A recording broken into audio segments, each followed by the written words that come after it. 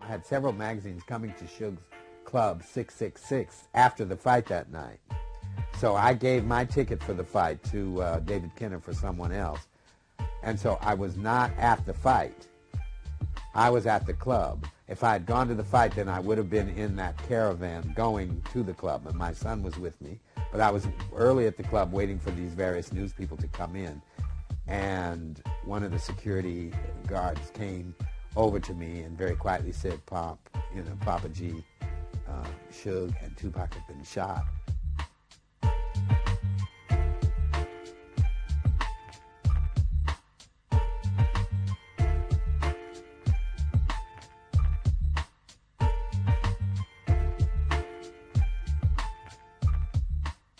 And so here I go to the studio Sunday afternoon. It's about 1 or 2 in the afternoon.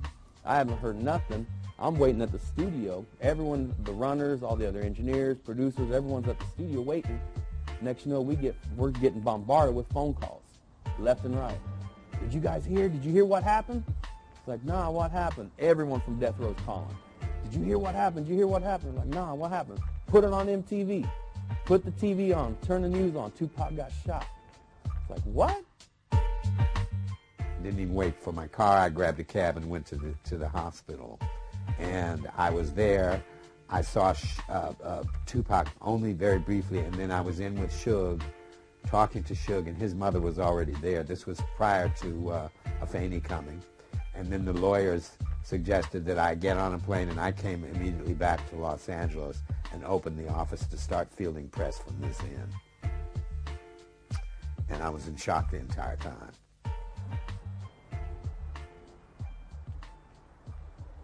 Last time I saw him was on a hospital bed in Las Vegas, Nevada.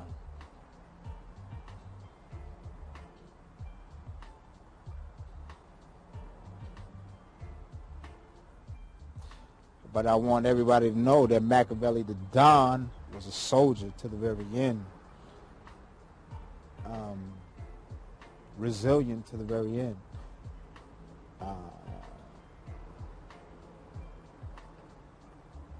For those who weren't there, would have been proud of him to the very end. You know, he stayed strong to the very end. Tupac's story is a tragic story. Somebody who clearly had, the talents of the universe and had an amazing burden of history on his shoulder, and at the same time was locked into a situation almost, or locked himself into a situation, we don't even know. We can't ever know the real truth, where his end was almost foretold in a way, I mean, there's a lot of inevitability looking back on it now that he would meet the kind of end that he did. Right after Tupac died, I was working in the studio with Snoop Dogg on The Dogfather, and I did a little duet with Snoop Dogg that was basically an eulogy for Tupac, and they used some stuff Tupac did. But the whole idea behind it was they were trying to bring peace to the hood, Snoop and Tupac, and get out all the gangbangers quit killing each other.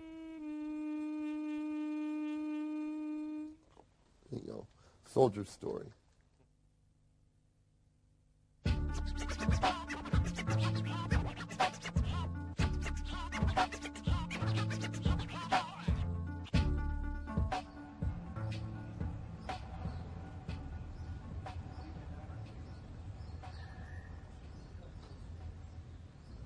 It is amazing how important Pac remains and how immediate he still feels years after his death. You can hear it in rap songs that don't even just come out of the West Coast. You got people that Tupac smashed on, Nas, Jay-Z. They talking about how much they like Tupac. I'm not going to say the guy was an angel, and there's people that definitely had their beefs with him because he was going to bring that sort of drama and that sort of heat. Everything in the hood is about respect. The fact that he smashed on these fools on his music, and years later, they come back and do tribute songs to him, says a whole lot about the power of him, even in death, even in transition. Pac was bigger than Pac. In death, Pac has been idolized. he has come to represent the ideal man who found ways to speak about a far from ideal world. After his murder, I was quite consumed with how he was being perceived as a Jesus-like figure, as a figure who was seen as a revealing, as a healing, as a divisive and destructive figure. So all that concentrated in one person. Everybody, I don't care who you are, when you look at Tupac, you kind of like, wow, I wish I could be like that. You know what I mean? I think a lot of people wish that they could be as free and as open as he was. The women loved him and the guys wanted to be him. Because of the things he said and what he stood for. You know what I mean? I think that's why he became one of the most powerful hip-hop artists out there was, because not only was he partying and having a good time, he stood for something. You know, you could think of him as like a hood professor, because, you know, a lot of the times, well, for the most part, a lot of people in our communities aren't educated in the so-called school system, you know, about how to survive and what they're facing and who their real enemy is, you know, who's responsible for disenfranchising them, putting them in jails, you know, leading them to graveyards.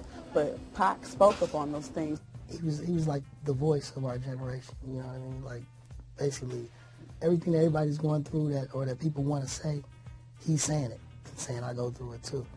And, you know, and at the same time, let me tell you about this.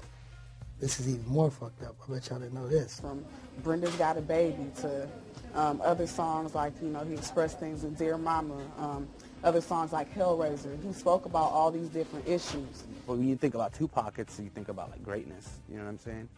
His skill level as a rapper was so tight that he could keep people's imaginations and keep people's interest and kind of like, you know, get that love from the community. You know what I mean? Because that's the way he was. He was an MC who was just one guy, like a Biggie, you know what I'm saying? Like guys that don't really come around too often and just have a gift, and their gift was to be able to put what's going on in the world and what's going on in themselves and write it on a piece of paper and put it to beats.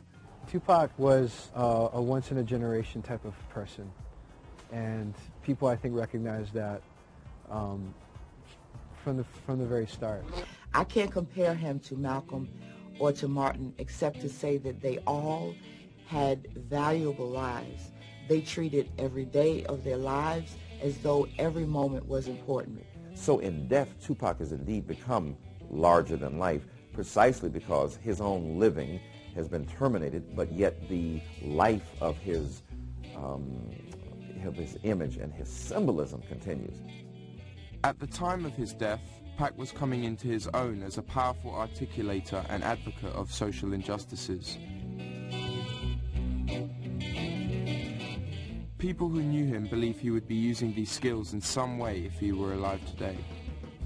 Tupac said in the year 2000, I'm going to be sitting across the table from the rest of the other candidates running for president. I believe that that's part of the reason why he was assassinated. You know, I think Pac would have said, you know, he would have said something that a lot of folks in power would have been frightened about and found even dangerous. He would have been subversive because he came from that background. And if I can sell 2 or 3 million records, I can get 2 or 3 million votes. If I can get 2 or 3 million votes, I'm a contender.